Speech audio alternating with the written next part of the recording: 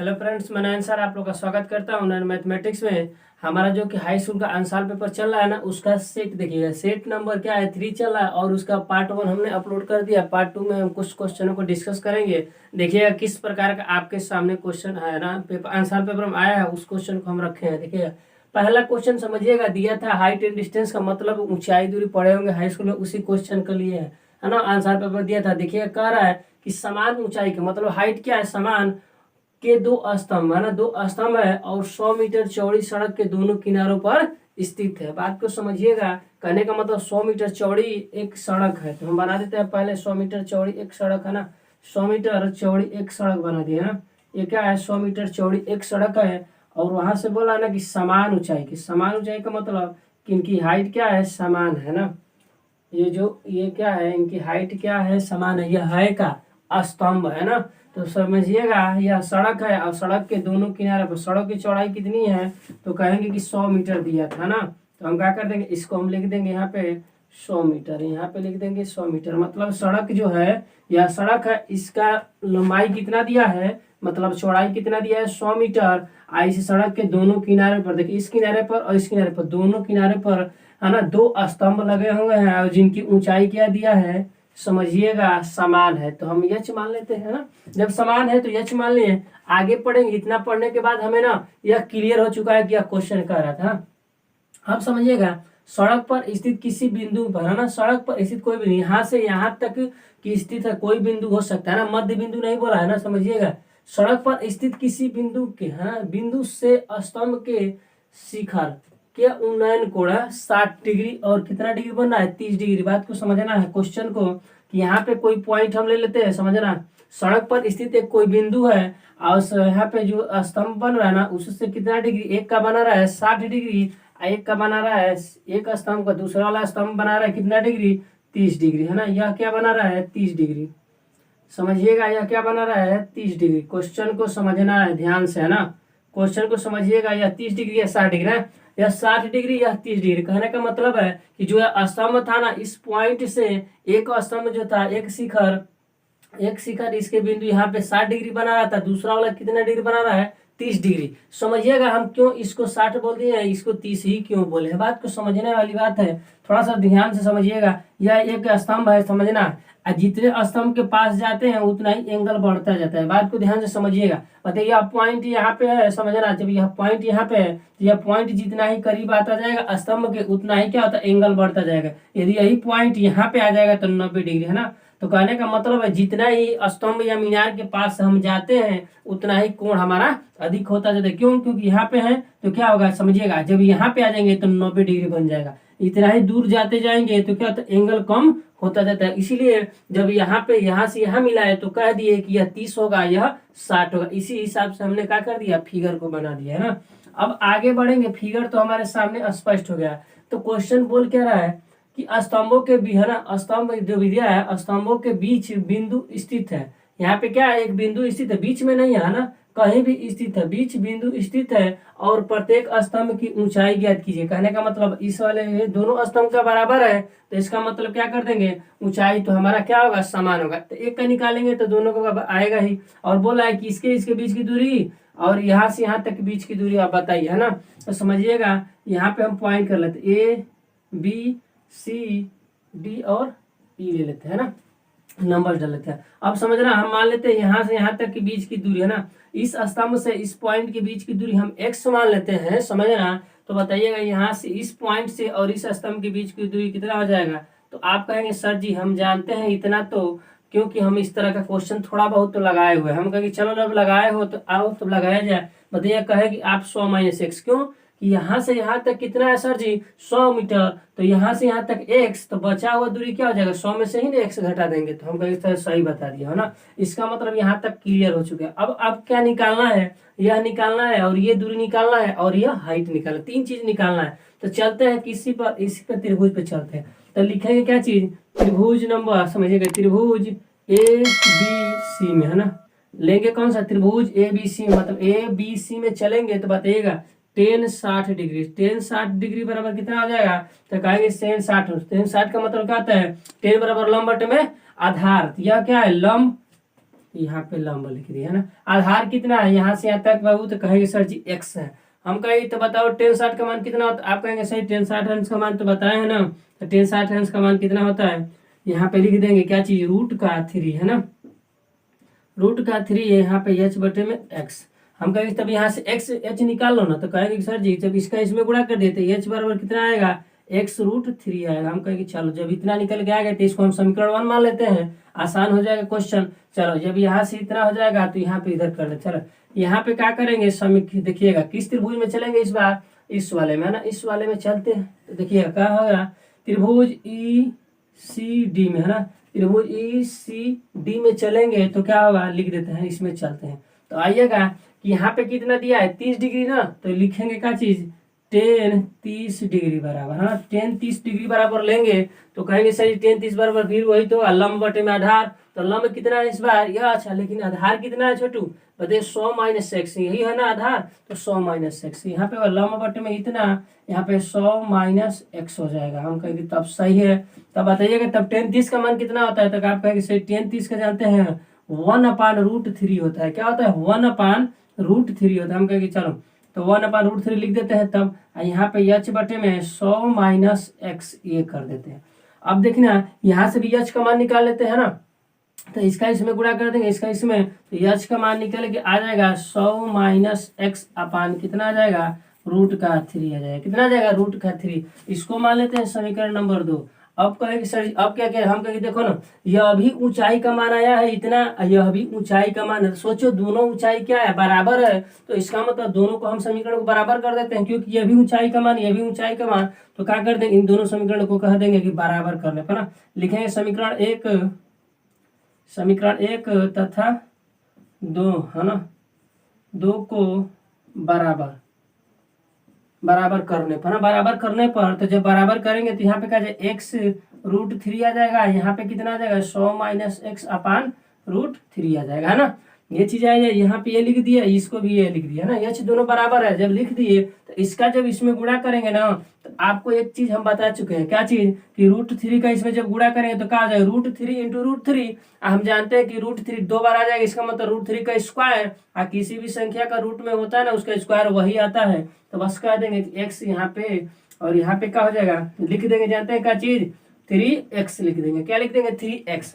इसका इसमें गुणा करेंगे तो कितना आएगा 3, और यहाँ पे x सही है तो लिख देंगे जी 3x। अब यहाँ पे कितना है बाबू, 100 - x, क्या है 100 - x, और जब इसको इधर लाओगे तो कितना हो जाएगा 4x = 100, 4x = 100। तो यहाँ पे x का मान कितना आ जाएगा 25 मीटर, कितना आ जाएगा 25 मीटर, x का मान कितना आएगा 25 मीटर। इसका मतलब कि इस वाले स्तंभ से यह बिंदु कितने दूरी पर है, 25 मीटर दूरी पर ना। तो बताइएगा यहाँ 100 में से x का वैल्यू कितना है 25, तो 100 में से 25 घटाएंगे तो निकल के आएगा, मतलब कि यह BC का मान निकल के आया है 25 मीटर है ना।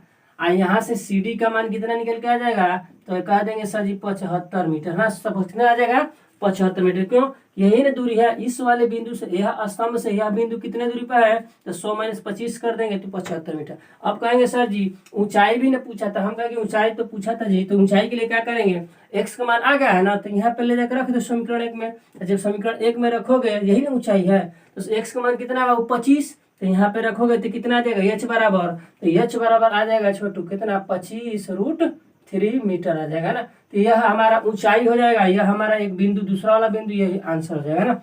यहाँ से यहाँ से बीच की दूरी 25, यहाँ 75, और यह ऊंचाई कितना आ जाएगा, दोनों बराबर है ऊंचाई, तो ऊंचाई कितना आ जाएगा 25√3 हो जाएगा। तो आपने कहा सर जी इतना तो ये तो बेसिक से आप बना ही लेंगे ना, तो बेसिक से बना लेंगे, तो हमने कहा कि तब दूसरा कुछ भी बता दिया जाए, तो आपने कहा कि सर बताइए कुछ और इसका कोई ट्रिक है तो बताइए। तो हमने कहा चलो पहले इसको क्या के लिए कर लो, एक बार स्क्रीनशॉट कर लो, उसके बाद हम क्या करते हैं आपको एक ट्रिक बताते हैं। इतना करने की जरूरत नहीं पड़ेगी, 5 से 7 सेकंड में इस क्वेश्चन को आप निकाल लेंगे ना, चुटकियों में इसको आंसर आप दे लेंगे, बस थोड़ा सा समझना पड़ेगा ना। तो चलिए इस क्वेश्चन को क्या के स्क्रीनशॉट कीजिए है ना 1 सेकंड के लिए, उसके बाद हम इसको क्या करते हैं मिटा देते हैं। चलिएगा, अब इस क्वेश्चन को हम क्या करते हैं 3 सेकंड में 4 सेकंड में उड़ाने का आपको सिखाते हैं ना। देखिएगा, इस क्वेश्चन को इतना बड़ा क्वेश्चन है लेकिन करना कुछ नहीं है ना, दिमाग बस लगाना। एक बार आपको रेशियो मेथड हमने सिखा चुका है ना। जो वीडियो मतलब आंसर पेपर का फर्स्ट सेट से नहीं देख रहे हैं तो पहले फर्स्ट सेट देखिए, फर्स्ट सेकंड का पार्ट 1 पार्ट 2 देखिए ना, लगातार वीडियो देखिए तब जाके चीजें समझ में आएगा, है ना। ये कॉन्सेप्ट हम दे चुके हैं ना, बताए थे वहां पे कॉन्सेप्ट पर कि बताइएगा छोटू कि जब 30 का केस होता है तो इस वाले को क्या बोलते हैं √3, यहाँ पे क्या होता है 1 होता है, बताए थे ना। और जब ये 60 का केस होता है तो यहाँ पे उल्टा हो जाता है ना, ये वाला चीजें यहाँ पे आ जाता है, यहाँ पे ये चीजें हो जाता है। यह केस हम बता चुके हैं ना, वीडियो को पीछे वाला देखिए तब समझ में आएगा। बताए थे कि जब यह कंडीशन होता है 30 का एंगल बनता है तो इस वाले को यहाँ से यहाँ तक की दूरी को क्या बोलते हैं √3 बोलते हैं, या ऊपर से नीचे वाली दूरी को क्या बोलते हैं 1 मानते हैं ना। और जब यह केस होता है 60 का तो यह दूरी कितना हो जाता है, बताए थे कि 1 हो जाता है, यह दूरी कितना हो जाता है √3 हो जाता है। तो हम कहेंगे तो बताओ, थोड़ा सा दिमाग लगा देते हैं इसमें कि यह बताओ यह भी दूरी क्या ऊंचाई दोनों का समान है। बात को समझना, जब ऊंचाई दोनों का समान है इसका मतलब रेशियो भी समान होना चाहिए। तो यहाँ पे √3 रेशियो दिया है, यहाँ पे कितना दिया है 1 दिया है। तो हम क्या कर देंगे कि कहेंगे तब तो इसका समान करना पड़ेगा सर जी। हाँ कहेंगे हाँ बिल्कुल समान, जब तक समान नहीं करोगे तब तक रेशियो बैलेंस नहीं होता है। रेशियो का मतलब होता है कि बैलेंसिंग जब तक करिए। तो यहाँ पे देखिए √3 है, समान है ना ऊंचाई, तो यहाँ √3 है, यहाँ पे 1 है, कैसे समान ऊंचाई माना जाएगा। इसलिए हम क्या कर देंगे, इस √3 से इसमें गुणा कर देंगे, इस 1 से इसमें गुणा कर देंगे। हमने कहा एक काम और करना पड़ेगा, जानते हो क्या चीज कि बताइए, जब 60 का केस होता है तो 1 और √3 होता है, इसका मतलब कि इस रेशियो में रेशियो के दोनों पदों में गुणा किया जाता है ना। जब इसमें क्या किया 1 से इस बार 1 से इसमें गुणा किया हो तो रेशियो के दोनों पदों में गुणा किया, क्योंकि 60 के कारण यह √3 और 1 आया है। हम आपने कहा कि सही बात बोले सर जी, क्योंकि 60 केस में √3 1 आया है, तो इसका मतलब जब इस वाले 1 से क्या किए इसमें गुणा किए, इसमें भी गुणा करना पड़ेगा ना। तो क्या कर दे, इसमें 1 से गुणा करेंगे तो क्या कुछ चेंजिंग होगा, नहीं होगा। तो यहाँ पे क्या निकल के आएगा √3 ही निकल के आएगा। बात को समझना, यहाँ 1 से 1 गुणा करेंगे तो 1 ही निकल के आएगा। ध्यान से समझना है, थोड़ा सा समझ लेंगे आंसर आ जाएगा। आपने कहा कि सर जी जब इस रूट से इसमें गुणा किए हैं √3 से, तो समझिएगा अभी तो इधर किया है कि दोनों पदों में गुणा करना पड़ेगा। हम कहेंगे सही बोले, तो जब √3 से इस वाले पद में गुणा किए हो तो √3 से इसमें भी गुणा करना पड़ेगा, है ना। यही चीजें समझने वाली बात है, थोड़ा सा ध्यान देने वाली बात है, थोड़ा सा कॉन्सेप्चुअल है। कहने का मतलब है कि इसको बराबर करने के चक्कर में इधर भी गुणा करना पड़ा। यह हाइट क्या था, बराबर था ना, तो बराबर करने के लिए यहाँ पे √3 था, यहाँ 1 था, तो हमने कहा इस वाले से इसमें गुणा किया, और जब इसमें गुणा किया तो समझिएगा इस 60 इस 30 के कारण यह 1 और √3 आया था, तो इसमें जब गुणा किया तो यही √3 से इसमें गुणा कर दिया, है ना। और यहाँ से 1 से गुणा किया तो 60 केस में √3 और 1 आया था, तो यही 1 इसमें भी गुणा होगा, यही 1 इसमें गुणा होगा। अब थोड़ा ध्यान से समझने वाली बात, यहाँ निकल के आया छोटू कहते हैं ना √3 है ना, आंसर आ गया आपका, है ना। बस समझने वाली बात है, यह √3 से √3 में गुणा करते हैं, कितना आता है छोटू 3। इसका मतलब अब यहाँ से निकल के क्या आया 3, यह निकल के यहाँ से यहाँ तक 1, है ना। ध्यान समझना, यहाँ पे √3 रेशियो अब बैलेंस हो गया। अब बताएगा यहाँ से यहाँ तक 1 और यहाँ से यहाँ तक 3, तो बात को समझना, टोटल कितना हो गया 4 है। यह कह रहा है ना कि नहीं 100 मीटर है, इसका मतलब 4 रेशियो का मान कितना 100 मीटर, तो 1 रेशियो का मान कितना 25 मीटर आ गया है। देखिए ना वही आया ना, इतना टाइम जब बस यहाँ थोड़ा सा सोचने का बात है। यदि हमको लगाना होता तो बस पेन पेपर दिमाग में लगा के 5 से 7 सेकंड में आंसर दे देते, लेकिन थोड़ा सा आप लोग नए हैं इस चीज को समझ नहीं पा रहे होंगे, लेकिन थोड़ा सा एक बार 2 बार वीडियो को देखेंगे ना, तो एक बार समझने के बाद आप 20-7 से अधिक सेकंड नहीं लगाएंगे ना। देखिए निकल के 1 बार और 25 मीटर, आइए क्या है यही ना ऊंचाई है, तो यहाँ पे रेशियो कितना है √3, तो √3 मतलब यह क्या निकल के आया, ये हमारा क्या निकल 1 रेशियो का मान 25 मीटर। तो बताइए यहाँ से यहाँ तक दूरी कितना 1 रेशियो, इसका मतलब BC का मान निकल के आएगा बाबू 25 मीटर, है ना। अब बताइए यहाँ से यहाँ तक दूरी कितना है 3 रेशियो, तो सोचो 3 से इसमें गुणा कर देंगे तो कितना आ जाएगा, CD का मान 75, 25 दिया 75 मीटर आया। ऊंचाई देखो ना √3 है, तो √3 को इधर गुणा कर देंगे तो इधर भी कितना हो जाएगा, ऊंचाई निकल के आ जाएगा 25 √3। तो यही तो आंसर था ना। तो इसको क्वेश्चन को सेकंडों में आप बना सकते हैं ट्रिक के साथ हमारे साथ, है ना। अगला क्वेश्चन देखते हैं, चलिएगा इस क्वेश्चन को देखते हैं। कह रहा है कि समकोण त्रिभुज में ABC, है ना, ये 3 नंबर का क्वेश्चन है, 3 नंबर का, है ना। त्रिभुज समकोण त्रिभुज में ABC और कोण दिया है B, कोण कितना दिया है B 90 डिग्री। यदि D भुजा बोल रहा है ना कि यदि जो D है भुजा BC का मध्य बिंदु है, बात को समझना है, जो D बिंदु है ना भुजा BC का मध्य बिंदु है, तो प्रूफ करना है कि AC² = 4AD² माइनस 3AB²। ये क्वेश्चन कई बार आ चुका है, हर बार सेट में हर साल आता है। इस क्वेश्चन को क्या करना है, एकदम रट मारना है, एकदम ध्यान से समझ लेना है और एकदम याद कर लेना है 5 बार 10 बार 20 बार बनाकर। ये क्वेश्चन बार बार आया है ना। थोड़ा सा फिगर को बनाते हैं, समझिएगा फिगर को। फिगर जब आपके सामने हमने रख दिया तो समझ लेना है कि फिगर यही होगा, है ना। समझिएगा थोड़ा सा ध्यान से फिगर को। ये चीजें यहाँ पे लिख दी है ना। कह रहा है कि ये हो जाएगा, यह बी हो गया और यह सी हो गया। अब बोला है कि जो डी बिंदु है ना, वह बीसी का क्या है, बीसी का मध्य बिंदु। यह बीसी है तो इसका यह मध्य बिंदु है, मतलब मिड पॉइंट है। अब क्वेश्चन को समझना है, आपको प्रूफ करना है ये ना। तो प्रूफ करने के लिए क्या करेंगे, पहले समझिएगा, यहाँ पे दिमाग लगाना है। लिखेंगे क्या चीज, समकोण। समकोण कौन सा, त्रिभुज लेंगे ए बी और सी में ना। ए बी सी में चलते हैं, पहले बड़े वाले में लेंगे। बड़े वाले में लेंगे तो देखिएगा, आप लोग पाइथागोरस के बारे में सब जानते होंगे। होता क्या चीज है कि यहाँ AC² है ना, AC²। और यहाँ पे क्या हो जाएगा, AB है ना। यहाँ पे क्या हो जाएगा, AB का स्क्वायर प्लस कितना होता है, BC का स्क्वायर है ना। यही क्या होता है, पाइथागोरस।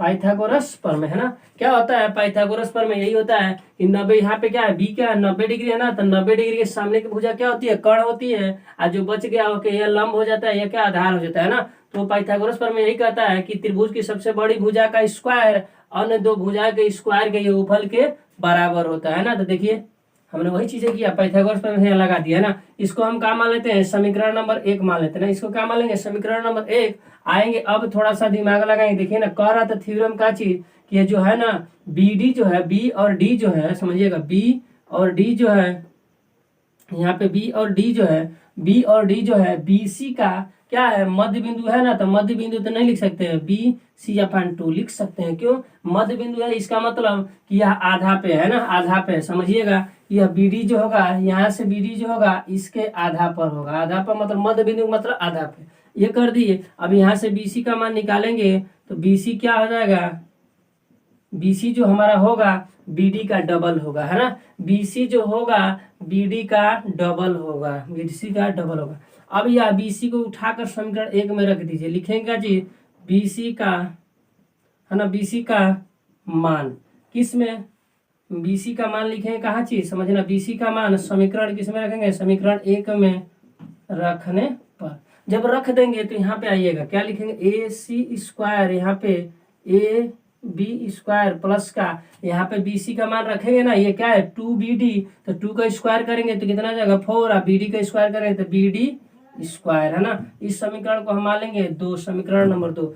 अब आते हैं दूसरे वाले में ना। जब दूसरे वाले त्रिभुज में आएंगे, इसमें है ना, इसमें आएंगे तो लिखेंगे क्या चीज, समकोण, है ना। समझिएगा, समकोण त्रिभुज कौन लेंगे, ABD, है ना।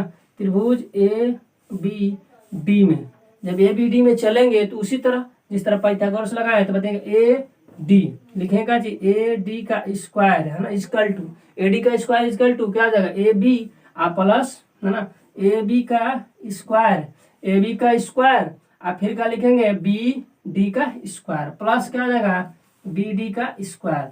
अब कहेंगे सर जी अब क्या करें, हम कहेंगे दिमाग थोड़ा सा लगाइए ना। यहाँ पे देखिए AD का, देखिए 4AD का स्क्वायर, तो आपका लाना है प्रूफ के अकॉर्डिंग चलना है ना। तो 4AD का स्क्वायर मतलब कि यहाँ पे देखिए ना, बस AD का स्क्वायर दिख रहा है, इसका मतलब यहाँ पे कुछ झोल है, 4 होना चाहिए ना। तो बस इसमें क्या कर देंगे, 4 से गुणा कर देंगे ना। इसमें क्या कर देंगे, 4 से गुणा कर देंगे तो इधर भी गुणा करना पड़ेगा, दोनों तरफ गुणा करना पड़ेगा, है ना। दोनों तरफ क्या कर दिए, गुणा कर दिए। जब गुणा करेंगे तो आएगा क्या बाबू, 4AD का स्क्वायर। इधर भी दोनों तरफ गुणा करते हैं, एक तरफ तो करेंगे नहीं, दोनों तरफ पच के। तो इधर भी गुणा करेंगे तो क्या आ जाएगा 4, यहाँ आ जाएगा 4AB² प्लस यहाँ पे आ जाएगा 4BD का स्क्वायर, 4BD का स्क्वायर। अब कहे कि अब सर जी क्या करें, हम कहते हैं प्रूफ पर ध्यान देखते हैं, प्रूफ सामने रहना चाहिए, क्या लाना है। तो देखो कि लाना क्या है, यहाँ पे दिमाग लगाओ, किया घटाया है ना, माइनस किया है तभी तो कुछ काम हुआ है। तो बस इसको समीकरण मान लेना है, 2 मान लेना है, 3 मान लेना है, 3 मान लेना है। अब बस घटा देना, लिखेंगे क्या चीज कि समीकरण किस में से, समीकरण 2 में से, समीकरण 2 माइनस क्या चीज, समीकरण 3, बस हो गया आंसर। थोड़ा सा देखिएगा, जब इसको इसमें से घटाएंगे तो क्या आ जाएगा, AC² माइनस 4AD², है ना। क्या किए हैं देखिएगा, इस ए सी स्क्वायर में से 4AD स्क्वायर घटेगा तो AC माइनस 4AD स्क्वायर लिख दिया है ना। अब क्या करेंगे, इसमें से समझिएगा AB स्क्वायर में से 4AB स्क्वायर घटाएंगे, समझिएगा यहाँ पे 1AB स्क्वायर है और यहाँ पे 4AB स्क्वायर है, मतलब 1 में से 4 जाएगा कितना होगा माइनस का यहाँ पे क्या हो जाएगा माइनस का 3AB स्क्वायर, मतलब 1 में से 4 जाएगा कितना होता है तो बस -3, तो वही लिख दिए हैं। अब देखा 4BD स्क्वायर में से 4BD ही स्क्वायर घटेगा तो क्या हो जाएगा कैंसिल, मतलब ये आपस में कट जाएगा, बचेगा का यही ना। तो क्या कर देंगे AC स्क्वायर, इसको उधर लेके जाएंगे तो माइनस का क्या आएगा बाबू, माइनस का समझना माइनस का 3AB स्क्वायर, यहाँ पे प्लस 4AD स्क्वायर है ना। आप प्रूफ देखिए ना, पहले ये चाहिए ना तो बस इसको इधर कर देना है। तो AC square is equal to 4AD square minus 3AB square है ना। तो यही हमारा क्या हो जाएगा आंसर हो जाएगा। प्रूफ में यही लाना था, प्रूफ को देखते हुए हमने क्वेश्चन को हल कर दिया ना।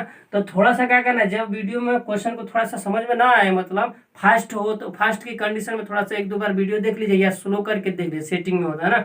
अगले क्वेश्चन पे चलते हैं, चलेगा। इस क्वेश्चन को देखते हैं, कह रहा है ना कि यह निम्नलिखित समीकरण युग्मों को रैखिक समीकरण युग्म में बदलकर हल करे, है ना। तो हल करने में इस क्वेश्चन में क्या किया जाता है, x और y का मान निकाला जाता है ना। तो चाचा जी का है कि बताइए ना, तब तो यहाँ पे दिक्कत वाली सामना आपको करना पड़ेगा। हमने कहा दिक्कत क्या है, तो कह रहे कि देखे नहीं तो रैखिक समीकरण युग्म में नहीं है ना। तो हमने कहा चाचा जी कुछ करना नहीं है, रैखिक समीकरण युग्म में नहीं है तो आपको हम कॉन्सेप्ट देंगे ना, बहुत आसान हो जाएगा है ना रैखिक समीकरण युग्म बनाने के लिए। तो कहें क्या बताइए, तो हम कहेंगे देखो ना, देखिएगा यहाँ पे क्या है, आप जब रैखिक समीकरण होता है 5A होता है, B होता है, मतलब क्या होता है भिन्न के रूप में नहीं होता रैखिक युग्म समीकरण में। तो उसी तरह हम बना लेंगे, क्यों नहीं। तो कहेंगे किस तरह, तो हम क्या देखिएगा, इस पूरे पोर्शन को यहाँ पे कुछ नहीं तो 1 है ना, तो इस पूरे पोर्शन को हम क्या मान लेंगे A मान लेंगे ना। मतलब कि 1/x-1 को क्या मान लेंगे A मान लेंगे, समीकरण 1 मान लेंगे, है ना। क्या किया है ये चीज कर दिए हैं। अब यहाँ पे 1/y-2 को क्या मान लेंगे समझना, तो 1/y-2 को क्या मान लेंगे B मान लेंगे, यहाँ पे समीकरण नंबर 2 मान लेंगे ना। अब बस आसान हो गया, बस चीजों का आसान कर दिया हमने। तो बताइए 1/x-a है तो वहाँ पे a रखना है, 1/x-1 है तो वहाँ पे क्या रखना है a रखना है। तो बस यहाँ पे रखिए ना 5a आएगा। यहाँ पे 1/y-2 की जगह रखना है b, तो b रख दिए, इक्वल टू में 2 हो गया है ना। बस इसको क्या मान लेना है, समीकरण नंबर 3 मान लेना है। बस करते जाना है, सवाल आसान हो गया। अब इधर क्या कर देंगे, इसको यदि हम करेंगे तो थोड़ा सा क्या करेंगे, इसको हम करेंगे तो देखिएगा यहाँ पे कितना हो जाएगा 6 हो जाएगा। तो यहाँ पे भी 1 अपन यहाँ पे कुछ नहीं तो 1 है ना, है 1/x-1 की जगह क्या बोले a रखना है तो 6a हो जाएगा कि नहीं। यहाँ पे बताना है, यहाँ माइनस है तो क्या कर देंगे माइनस लगा देंगे ना, माइनस है तो क्या कर देंगे माइनस लगा। यहाँ पे बताइए कुछ नहीं तो 1 है, 1/y-2 की जगह क्या माने हैं b माने हैं, 1/y-2 की जगह b माने है ना। ध्यान देना एकदम बिल्कुल। तो इसकी जगह पे क्या रख देंगे 3 अब b रख देंगे, 3b रख देंगे। यहाँ पे कितना है 1, तो यहाँ पे 1 रख देंगे, समीकरण नंबर 4 मान लेंगे। क्या मानेंगे समीकरण नंबर 4। अब कहेंगे सर जी ये क्या कर दिए, हम कहेंगे देखो आसान तो हो ही गया है ना। इस टाइप के 2 चर वाला रैखिक समीकरण हम करते ही है, लेकिन ये भिन्न में दिया था तो समझ में नहीं आता। अब बदल गया ये चीज, अब बदल गया तो एक विलोपन चीज की कहानी सुने होंगे कि विलोपन की कहानी क्या होती है। विलोपन मतलब विलुप्त कर देना। जिस चर को आपको विलुप्त करना होता है उस चर के सामने का क्या होना चाहिए, गुणांक सेम होना चाहिए और साइन अपोजिट होना चाहिए। मतलब कि एक में साइन प्लस एक में माइनस होना चाहिए। देखिएगा यदि हम b को लुप्त करना चाहते हैं मतलब हटाना चाहते हैं तो उस कंडीशन में क्या होता है कि b का जो गुणांक होता है उसके सामने वाले अंक को क्या बोलते हैं गुणांक। तो गुणांक क्या होना चाहिए, समान होना चाहिए। और साइन क्या होना चाहिए, एक में प्लस का तो एक में माइनस का। देखिए एक में प्लस का है एक में माइनस है, मतलब विपरीत होना चाहिए साइन। तो विपरीत तो है, एक में प्लस एक में माइनस, लेकिन गुणांक यहाँ पे देखिए 3 है, यहाँ पे b का गुणांक यहाँ पे 3 नहीं है, तो बस इसमें क्या कर देना है 3 बना देना। गुणांक समान होना चाहिए और जिसमें और चिन्ह क्या होना चाहिए, विपरीत होना चाहिए। ध्यान से सुनना है, चिन्ह विपरीत और गुणांक समान है। जिस चर को हटाना है तो देखिए b को हटाना है तो उसका चिन्ह अलग है लेकिन गुणांक नहीं 3 था, तो हमने क्या कहा 3 से गुणा कर देंगे बराबर हो जाएगा। और जब 3 से इसमें गुणा करेंगे ना तो यहाँ कितना हो जाएगा, 3 से यहाँ भी गुणा करेंगे, यहाँ भी 3 से यहाँ भी 3 से, है ना। तो इसका मतलब यहाँ निकल के क्या आ जाएगा समझना, यहाँ पे 15a आ जाएगा, यहाँ पे कितना आ जाएगा 3b हो जाएगा, यहाँ पे कितना हो जाएगा 6 हो जाएगा। होगा कि नहीं। बस अब 6 हो जाएगा तो इसमें क्या कर देना है, यहाँ पे क्या कर दीजिए, इसको हम मान लेते हैं समीकरण नंबर आपको 5 मान लेते हैं, समीकरण नंबर 5। इसको क्या करते हैं यहाँ पे 6 वाले को 3b यहाँ पे 1, इसको क्या करते हैं हम माइनस कर देते हैं ना। इसको क्या करते हैं घटा देते हैं, समझिएगा घटा देते हैं, मतलब 5 में से 4 वाले को घटा देते हैं बस। अब घटाएंगे तो समझना ये तो कैंसिल हो जाएगा ना, कैंसिल हो जाएगा ना, घटाना नहीं है, सीधे क्या करना है, जोड़ देना ना, बस सीधे क्या करेंगे, जोड़ देंगे ना, जोड़ेंगे। क्यों? क्योंकि देखिए एक बार क्या है प्लस का, एक बार क्या है माइनस का, जोड़ेंगे तो क्या हो जाएगा, कट जाएगा ना, तो घटाएंगे नहीं, जोड़ देंगे। आज जब जोड़ देंगे तो 15 6 21 है ना, 21 21 है, यहाँ पे 6 1 7 है ना। अब ए का मान निकालेंगे तो बताइएगा ए बराबर कितना हो जाएगा, 7/21, कैंसिल करेंगे तो ए बराबर कितना हो जाएगा, 1/3। ए का मान कितना आएगा, 1/3, तो यहाँ पे समीकरण किसी में रख दीजिए है ना, समीकरण यहाँ पे था 3 ना, समीकरण 3 में क्या था, 5a प्लस का b इक्वल टू 2 है ना, तो यहाँ पे रखेंगे 5, एक जगह क्या रखेंगे, 1/3 प्लस b इक्वल टू 2। इसको उधर लेके जाएंगे तो b बराबर कितना हो जाएगा, 2 यहाँ पे ये होगा ना, 5/3 इधर जाएगा तो घट जाएगा, प्लस का है तो 2 3 6, 6 में से 5 जाएगा, कितना जाएगा, b बराबर 1/3। मतलब a का मान कितना, 1/3 है, b का मान भी 1/3 आ गया। अब कहेंगे सर जी हम एक्स वाई का मान निकाला, हम कहेंगे चलो एक्स वाई निकाल ले, तो यहाँ पे रखिए समीकरण 1 में है ना, तो ए का मान लिखेंगे का, ए का मान किस में रखेंगे बाबू, समीकरण 1 में। तो जब समीकरण 1 में रखेंगे तो 1/, देखिएगा x - 1 आई की जगह पे कितना है, 1/3 है ना, एक जगह क्या रखेंगे, 1/3 रख देंगे, या ऊपर से 1 से 1 कैंसिल है, नीचे का क्या है, x - 1 इक्वल टू 3, तो x बराबर कितना आ जाएगा, 4, तो x का मान बाबू कितना आ जाएगा,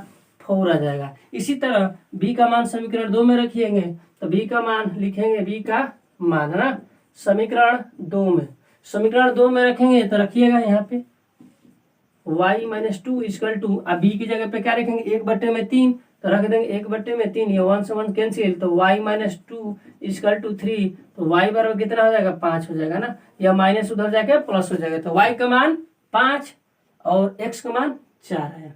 तो यदि आप इसको चेक करना चाहते हैं कि सही लगा है कि गलत, तो आइए ना यहाँ पे देखिएगा, यहाँ पे कितना है बाबू, 5, यहाँ पे 4 का मान क्या है, x का मान 4 है, 4 में से 1 गया 3 है ना, यहाँ पे रखेंगे क्या चीज बताइएगा, यहाँ पे रखेंगे 5 है ना, तो यहाँ 5 रखेंगे तो 5 में से 2 गया 3 है ना, तो 1/3 आ गया, यहाँ पे कितना आया था 5/3, जब इसको भिन्न का जोड़ घटाना हल करेंगे ना तो 2 आ जाएगा आंसर आपका। तो इस तरह आप चेक भी कर सकते हैं। चलिए एक क्वेश्चन और है, इस पर क्वेश्चन को डिस्कस कर लेते हैं। क्या है क्वेश्चन, इस क्वेश्चन को देखिए, एक त्रिकोणमिति का क्वेश्चन था आपके सामने रखे हैं। देखिए कह रहा था कि एक्स का मान बताइए ना, इस क्वेश्चन में बोला था कि एक्स का मान बताइएगा, एक्स का मान आप हल करके बताइए। हमने कहा कि चलेगा एक्स का मान अगर करना है तो एक्स लिखना है और 10/45 का मान 1। कहेंगे सर जी आप कहाँ से इतना तेज लगा दी, हमने कहा कि देखिएगा हमने आपको एकदम फिंगर पे निकालना सिखाया है ना, फिंगर पे एक, यहाँ पे 0 डिग्री, यहाँ पे कितना 30 45 60 90, एकदम फिंगर पे आप निकाल सकते हैं। साइन 30 साइन 60 का किसी का मान भी आप त्रिकोणमिति में आप एकदम 5 सेकंड का 2 सेकंड नहीं लगेगा, निकाल सकते हैं। हम एक बार वीडियो देख लेंगे तो एकदम रट जाएगा। एक बार क्या करना है, हमारे प्लेलिस्ट में जाना है और चेक करना है कि फिंगर पे हमने साइन थीटा 30 थीटा हमारा सब एंगल के बारे में निकालना सिखाया है। हाँ, तो हर क्वेश्चन को आप बना सकते हैं आसान, उसको देख लेना है वीडियो। जो नहीं देखे हैं वीडियो को पहले देखिए है ना, उस तरह का यूट्यूब पर कहीं नहीं मिलेगा। एक बार सर्च मार के देखिएगा हमारा प्लेलिस्ट में ना, देखिएगा तो मिलेगा ना। तो उसी तरह हम लगा रहे हैं ना, देखिए 10/45 का मान 1, यहाँ पे cos 60 का मान होता है, cos 60 का मान 1/2 होता है। यहाँ पे sin 60 का मान कितना होता है, √3/2। इसी तरह आप भी लगाएंगे, एक बार देखिएगा। तो यहाँ पे cot 60 का मान कितना होता है, √3, यहाँ पे कैंसिल हो जाएगा, यहाँ से ये कैंसिल हो गया, x का मान 1 हो जाएगा ना। तो आप हर क्वेश्चन को सेकंडों में बनाना चाहते हैं तो हमारे चैनल को करना पड़ेगा सब्सक्राइब, उसके बाद शेयर लाइक कमेंट करना पड़ेगा हर क्वेश्चन को ना। आंसर पेपर यदि कर लिए तो 90 क्रॉस हो जाएगा, ये पूरी हमारी गारंटी है ना। तो थैंक यू क्लास। पहले एक काम करना है, कमेंट करना है हर वीडियो पर, शेयर करना है, लाइक करना है ना, और सब्सक्राइब करना है। थैंक यू क्लास, आज के लिए इतना ही।